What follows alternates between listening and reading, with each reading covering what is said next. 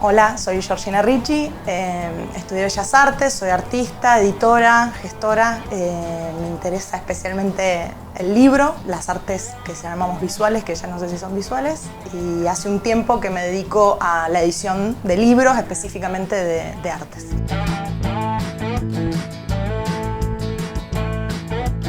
Bueno, un montón, distintos momentos de la vida, distintos libros, como que evocan cosas, como uno se siente. Pienso, por ejemplo, cuando era adolescente, El lobo estepario de Hermann Hesse fue como un golpe en la cabeza y supongo que si hoy lo leo no me parecería tan bueno, por lo cual prefiero mantener esa idea. En algún momento se lo prestaba a todos mis amigos adolescentes con los que tenía vínculo.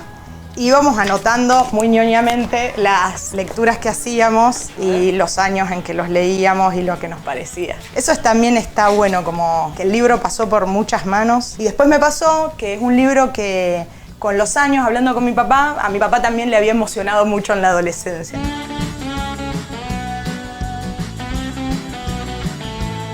Bueno, leo muchas cosas al mismo tiempo, entonces tengo, por ejemplo, sé que si me voy de viaje me llevo esto, entonces leo lo que está acá, que no es lo mismo que lo que tengo en la mochila, que tiene que ser un libro no tan grande para poder transportarlo, pero a la vez tiene que ser un libro que no escriba mucho sobre él, porque si estoy en el colectivo es incómodo. Y ahora estoy leyendo esto. Este es un libro de Diana Eisenberg, que es una artista argentina, y son apuntes sobre su experiencia como docente de arte o guía de artista. Y después este libro, que Historia de la historia del arte, que lo que hace es justamente relatar cómo se fue construyendo eso que llamamos historia del arte, los diversos momentos y cómo se iba pensando en cada momento que era eso de la historia del arte. También estoy leyendo otro libro que lo tengo en el bolso, que es sobre un libro bastante nuevo de un autor argentino, antropólogo, que investiga sobre los vínculos entre el tráfico de arte y el nazismo en la Argentina. O sea, hay como bastante escrito, o se sabe bastante del tráfico de arte durante el nazismo en Europa, pero él se enfoca en lo que pasó en Argentina.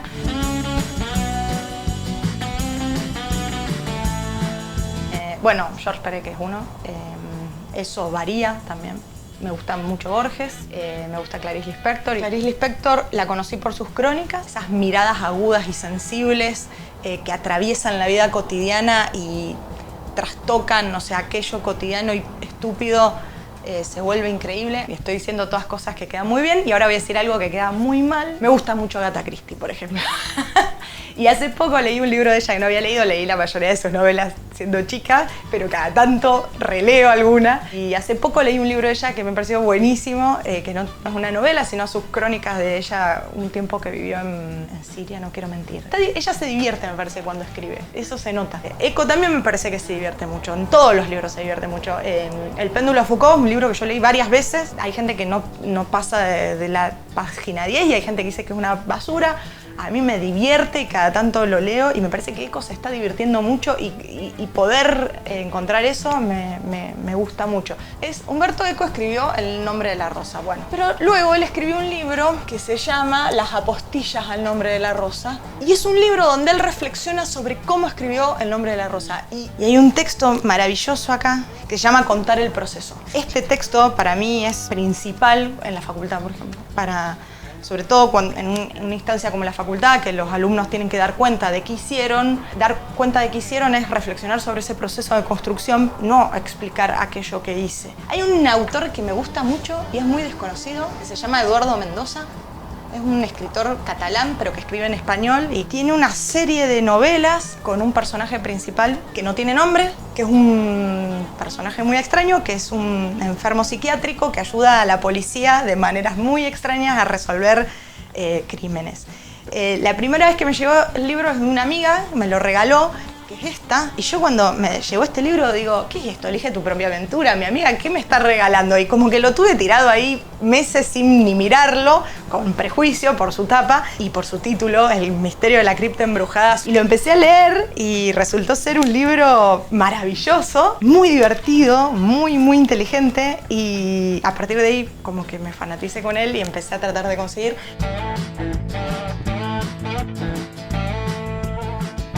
Bueno, otra cosa que me parece importante es lo que está pasando en Rosario en relación a las editoriales y a la producción de libros. Hay una serie de editoriales nuevas, pequeñas, que están haciendo unos libros increíbles.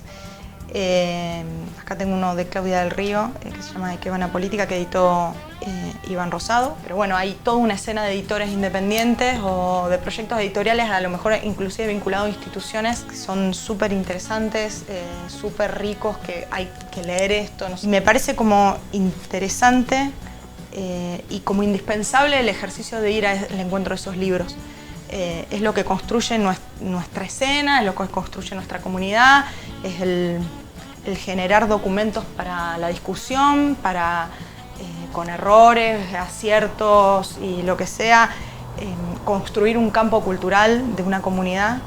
Y no sé, me parece que está bueno eso, como apostar a los editores más chiquitos.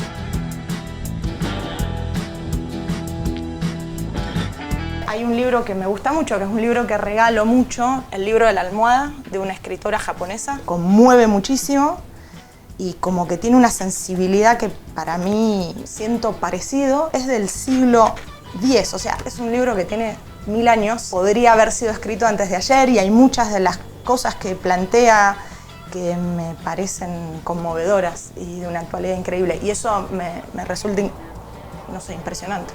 Y regalo mucho, este libro es genial, es una serie de cuentos donde Eve Ujar, no sé qué hace con el lenguaje, pero logra captar cosas. Por ejemplo, yo descubrí leyendo este libro cómo la gente a veces habla con lugares comunes y que a veces los relatos solo es como una sumatoria de lugares comunes, como si uno hiciera un inventario de lugares comunes. Uy, qué calor, uy, qué no sé qué. Uno de los textos pensando así. Y después como que se hace visible, todo el tiempo estoy mirando, uy, esta persona está hablando como escribe Eve Ujar los lugares comunes. Regalo mucho un libro de Georges Perec, regalo mucho La vida e instrucciones de uso, no lo puedo mostrar porque lo tengo en otra biblioteca que está al lado de la cama. ¿Quieren que vayamos o lo traigo? Este es el que decía, La vida e instrucciones de uso. En realidad, Georges Perec es un autor que primero no hay mucho editado, porque es muy difícil traducirlo al español, porque él hace todo el tiempo juegos con el lenguaje, entonces hay libros que no tienen sentidos. Por ejemplo, este es El secuestro, en realidad en francés se llama La desaparición, y es toda una novela en donde en realidad en un momento vos te das cuenta que todo el libro está escrito sin la letra E, que es la más común para el francés. Entonces en realidad es la desaparición de la letra E. Traducir eso es imposible, o sea, ¿qué es lo que uno elige traducir de un texto así? El relato o, bueno, la decisión que se tomó en esta versión fue hacer desaparecer. En este caso la letra más usada en el español es la A, entonces todo el libro está escrito sin la letra A. Y lo que empecé a hacer hace un tiempo es empezar a comprar las ediciones en mi idioma original, La vida e instrucciones de uso, pero en francés. Leo muchas cosas al mismo tiempo. En proceso de ser leídos, próximamente a ser leídos, y abajo están los que por algo los necesito cerca.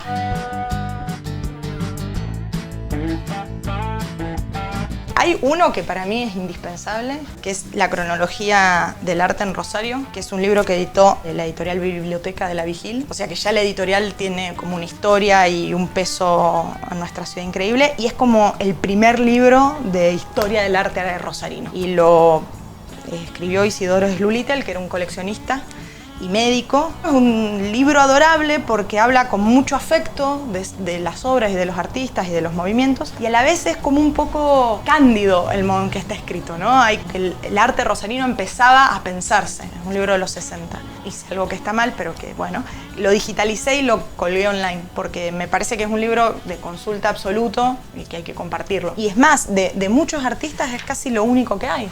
Ahora, hace poco me compré un libro que lo tengo que ir a buscar. Como que estoy enamorada de este libro ahora. Y se llama Del Salón a la Bienal. Las exhibiciones que hicieron la historia del arte. Las obras no estaban solas en el mundo, estaban en contextos institucionales, había grupos de artistas, había espacios de exhibición, había modos de montaje. Selecciona las grandes muestras de la historia del arte, siempre es una mirada occidental y europea, o después un poco de Estados Unidos. Muestra los montajes, por ejemplo, cómo estaban en el espacio, cómo eran los catálogos, la lista completa de los artistas que participaron. Entonces uno puede reconstruir las fechas, cuánto duró, y también hay notas de prensa de lo que decían. Esto es un libro nuevo, es de un artista cordobés que se llama Lucas Di Pasquale. No sé si vieron, el año pasado hubo una serie de carteles que decían López instalados en la ciudad de Rosario, unos carteles de madera que solo decían la palabra López. Es una obra de él. Lucas Di Pasquale es artista, es docente, es editor y diseñador. Y cada tanto edita estos libros maravillosos que no son catálogos de obras, sino que son libros-obras y que están pensados para ser libros.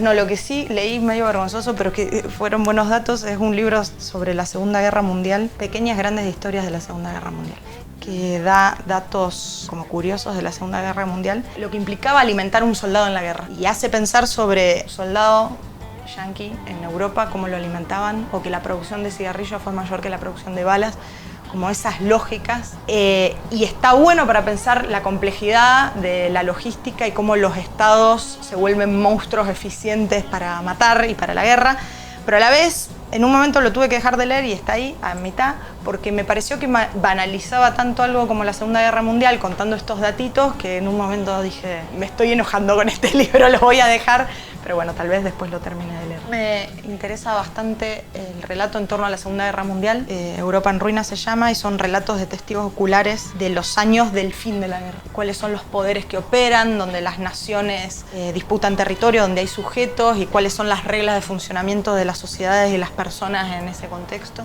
También en relación a eso, las bombas de Hiroshima y Nagasaki. Hay muchos textos muy buenos, este es muy bueno, de Ketsaburo sobre qué pasó en el momento ese. Pasa algo con la explosión, me parece, de Hiroshima y los textos en torno a eso, es que era un hecho tan inconcebible, que no había antecedentes, que no podían entenderlo siquiera. O sea, esto de ponerle palabras a la Segunda Guerra en general y al Holocausto, a los campos de concentración, a París ocupado, a las bombas, es un modo de tratar de entender eso. Hay un libro que me gustó mucho, que también no leí hace tanto, que es una novela, pero que trabaja sobre eso, que tiene una película realmente mala, que es Suite Francesa, de Irene Nemirovsky.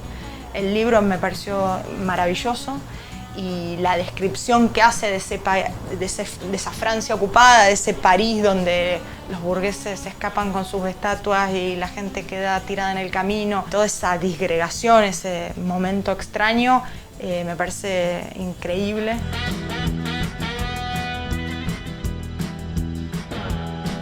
Que no es una biografía, pero de alguna manera sí, sino la biografía de un cuadro, la historia de un cuadro, que es El origen del mundo de Gustave Courbet. Y bueno, nada, cuento un poquito como la historia de este cuadro. Por supuesto que toda la primera parte está vinculada a la biografía de Gustave Courbet, que también es un personaje muy interesante. Hay pocas biografías de artistas buenas. Hay algo de Van Gogh, hay algo de Caravaggio, pero hay de muchos artistas, hay muchos textos que es difícil conseguir, o no en español, hay que leerlo en otro idioma. Yo creo que hay que separar al autor y a su obra. Y un ejemplo podría ser Borges. A mí Borges me parece un escritor divertidísimo y muy inteligente y muy sorprendente. No sé si él en algunas dimensiones de su persona era alguien que me hubiese encantado. Entonces, de alguna manera está muy bien, yo creo, entender que la obra es una construcción compleja y que eso no necesariamente implica que su autor sea alguien que me interese. Este es otro libro que es una biografía de la Mona Lisa, no, una historia del cuadro también, donde el autor, que es un autor italiano, ensaya una hipótesis bastante plausible de quién fue la Mona Lisa, no la mujer de Giocondo, sino otra hipótesis. Y esto me resulta apasionante. Hay un autor que me gusta mucho, que es Georges de Huberman, que es un francés, algo así como un historiador del arte, un filósofo, un pensador. A mí me parece que él hace algo increíble, que es alguien que puede construir una mirada sobre la historia desde las imágenes. Y aunque parezca una pavada lo que estoy diciendo, no lo es. Es un libro donde él analiza unas fotos muy poquitas, 4 fotos muy chiquitas, que son, estas son 2, que casi no se ve nada, que son fotos que se tomaron en el campo de concentración de Auschwitz, no un SS, no un cuidador del campo, sino alguien, un Sonderkommando, o sea que era un preso que hacía las veces de algo útil en el campamento. Y él lo que analiza es que estas imágenes han estado como negadas en la historia del Holocausto, no son tan conocidas, y lo que él demuestra, las versiones que circularon de esa foto fueron versiones mejoradas. O sea que la foto original es esta, que es bastante peor, donde se ve todo muy chiquito. Y él lo que dice que el mejoramiento de esta imagen, lejos de ser una ayuda para la lectura de la imagen, nos hace perder la situación en la que fue sacada la imagen. O sea, la imagen fue sacada así porque la persona que la estaba sacando se estaba arriesgando a morir.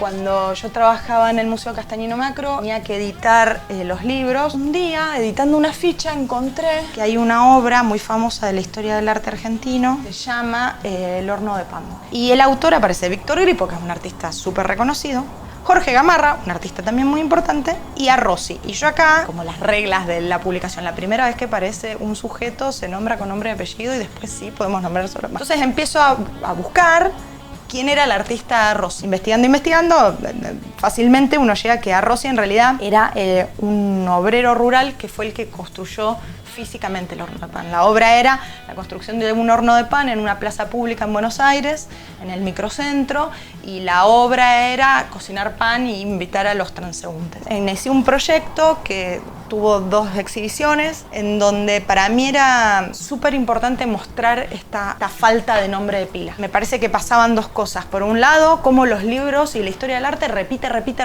y por qué a nadie se le ocurrió del 72, que es la pieza, hasta hace 2 años atrás, ver quién era a Rossi, o por lo menos tratar de completar su nombre. Y por otro lado, como que el obrero rural no tenía derecho al nombre, en el contexto de una obra de compromiso político indudable. Entonces, como hay lugares ciegos, o sea, y inclusive en esta búsqueda de material, consulté amigos, le escribí historiadores y fui hasta la biblioteca de la Escuela de Arte. Entonces, uno de los libros que hablaba sobre el CAIC, que era el Centro de Arte y Comunicación, y lo que me pareció hermoso fue que cuando fui a completar la ficha para pedirlo prestado en la Facultad de Humanidades, el libro no salía desde el año 85. También me pareció muy fuerte que un libro no salga durante tantos años, ¿no? Como qué está pasando con estas obras, las estamos repitiendo, como todo estudiante de arte sabe que es el horno de pan, pero estamos realmente mirando esa obra, estamos pensando, estamos tramitando ideas en torno, o se convierten en fetiches y ya está, entran al canon y dejamos de pensar.